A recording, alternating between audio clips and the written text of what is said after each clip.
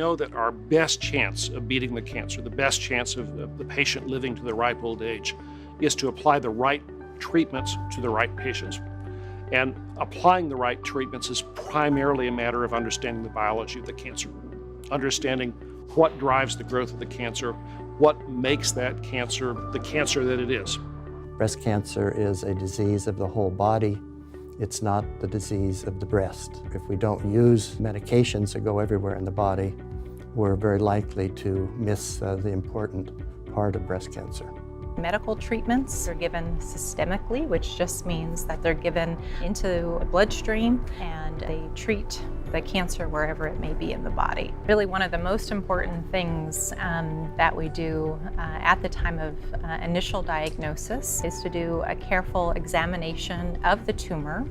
This is performed by our breast pathologist. We're really interested in what we refer to as the subtype of the breast cancer. We really define these subsets of breast cancer by three major markers. One is called the estrogen receptor, or ER. The second one is the progesterone receptor, PR. And the third is a protein called HER2. You can have any combination of markers. So some tumors are positive for all three markers, the ER, the PR, the HER2. Some are negative for all three. That's a triple negative breast cancer. Systemic therapy is done in 3 settings in breast cancer. Remember that in most cases, the primary treatment of breast cancer is surgery. Sometimes we give before surgery with the aim of shrinking the tumor before the surgeon goes in and takes it out, and that can make the removal easier and can lead to a better cosmetic result. We often use systemic therapy after the surgery to try and kill any cells that may have been planted in the rest of the body, to stop them from growing and to let the body take over and get rid of them. The third setting we use systemic treatment is if the cancer returns and we're trying to reduce symptoms. Cancers are the original teenage juvenile delinquent, always eating, always growing, and always getting into trouble. So the chemotherapy drugs that we use are designed to affect, or in particular kill, those rapidly dividing cancer cells. And for every patient, we really have to take a personalized approach. We have to look at factors like the subtype of the breast cancer, focusing in on that ER, PR, and HER2 marker. But also we look at things like the stage of the cancer. How large was the tumor in the breast? Are the lymph nodes involved? How aggressive is the cancer? And all of these things help us to come up with a treatment plan most appropriate for that patient and her situation. Currently, doctors who treat breast cancer use numerous systemic therapies. These include chemotherapies, drugs that kill dividing cancer cells, hormonal therapies, drugs that block estrogen, and HER2-targeted therapies, therapies that attack a particular growth factor for breast cancer. So a lot of patients who are coming for their medical oncology consultation and getting recommendations for hormonal therapy, chemotherapy, and these types of things are definitely concerned about side effects and how these treatments will affect their day-to-day life, their ability to work, their ability to carry out their normal activities at home with their family. We definitely take a lot of care to think about and be proactive in managing side effects of treatment, and I think we're really quite effective at doing that. For hormonal therapy, overall, these are very well tolerated drugs.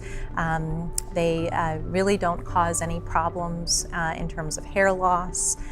There's no routine blood monitoring that's needed for blood counts, kidney function, or liver function. They can cause some symptomatic side effects like hot flashes, some vaginal dryness, sometimes some joint aches. But overall, we're always following up with our patients, trying to troubleshoot any problems they may be having, and can make modifications to the treatment plan depending on tolerance. In terms of chemotherapy, there's, again, a lot of concern and fear that patients have about chemotherapy and side effects of chemotherapy, but it's important to understand that there are many different types of chemotherapy, so the type of drug matters, the dose, the schedule, all of these things matter. Some treatments may cause hair loss, but many do not, and so it's important to ask your doctor about hair loss and things like that, and whether that is to be expected with your particular chemotherapy program. Nausea and vomiting can be seen with some drugs, not all. Again, there's a very proactive approach that's taken in terms of trying to give preventative medicines before administration of chemotherapy to prevent those complications. Chemotherapy can have effects on the bone marrow, and so the bone marrow is where we make our red cells and white cells and platelets, and so these counts can sometimes go down with chemotherapy. We routinely will give boosters to boost the white blood cell count to prevent any complications related to fever and infection, and those are really quite effective. The red blood cells can go down, but it's quite uncommon to need a blood transfusion. And so I think that overall those things are something that we can definitely manage well. Some drugs may have risks for infusion reactions, and so itching or other reactions during the infusion, and we take steps to try to prevent that. And still other drugs may have some effects on the nerve and can be associated with some numbness and tingling. For many patients, the diagnosis of breast cancer is a very, very difficult diagnosis for both themselves and their family. It feels like your life has just been taken and turned upside down.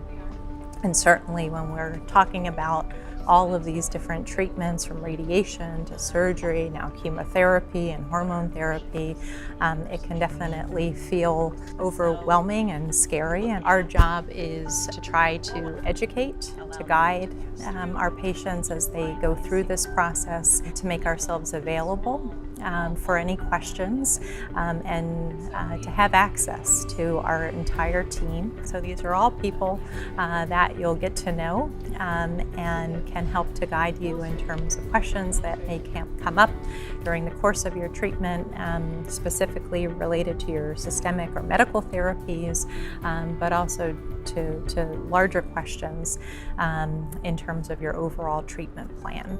And so we're happy to be available and very pleased that you've chosen to get your care with us.